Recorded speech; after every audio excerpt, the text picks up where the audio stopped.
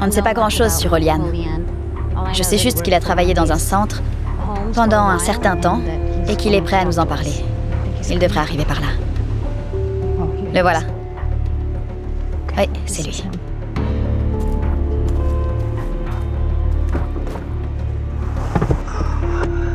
Venez. On peut aller jusqu'à Mill Avenue et commencer par là. Récemment, Olian Shorter vivait encore dans ces rues, en proie à la dépendance.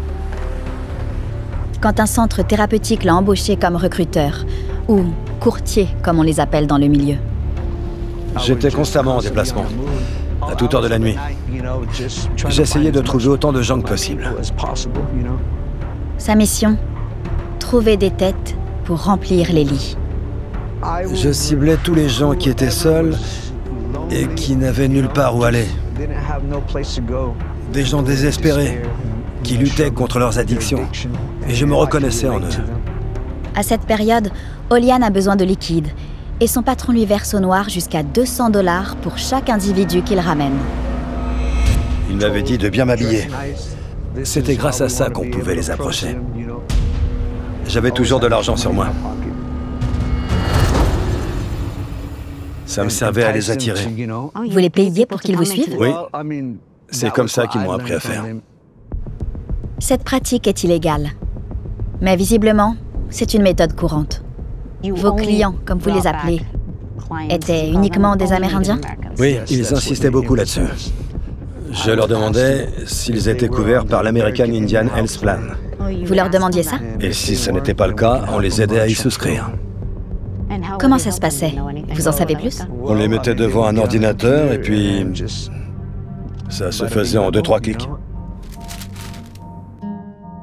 L'American Indian Health Plan est un programme de santé gouvernementale créé pour faciliter l'accès aux soins des Amérindiens. Durant la Covid, les règles ont été assouplies, permettant ainsi à quiconque de pouvoir souscrire une assurance santé gouvernementale en un simple appel téléphonique. Cela a permis à des opportunistes, comme le patron d'Olian, d'attirer des gens dans leur centre thérapeutique en leur promettant de l'aide, puis de facturer à l'État de l'Arizona des centaines de milliers de dollars pour des traitements contre la dépendance qui n'ont jamais été fournis. Gucci, Lexus, maison de luxe. Ils avaient des liasses de billets plein les poches. C'était ça l'image qu'ils renvoyaient. Quand vous êtes-vous rendu compte que quelque chose n'allait pas? Eh bien, ils laissaient les gens mourir.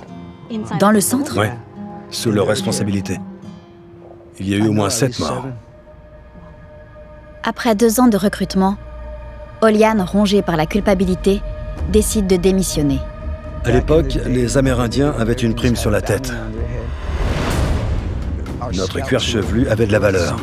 Et encore aujourd'hui, les Amérindiens ont le signe $, gravé dans le dos. On est des cibles lucratives pour eux.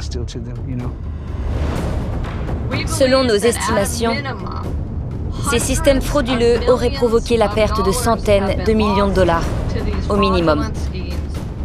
En 2023, face à l'indignation des chefs de tribu et des militants comme Riva, le bureau du gouverneur annonce avoir commencé à prendre des mesures contre une liste croissante de prestataires soupçonnés de fraude.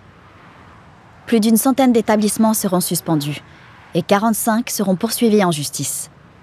Mais malgré cette répression, certains de ces centres thérapeutiques frauduleux sont encore en activité. On m'a parlé de l'un d'entre eux, un des plus grands, où Christopher pourrait peut-être se trouver. On y est. C'est l'hôtel désaffecté.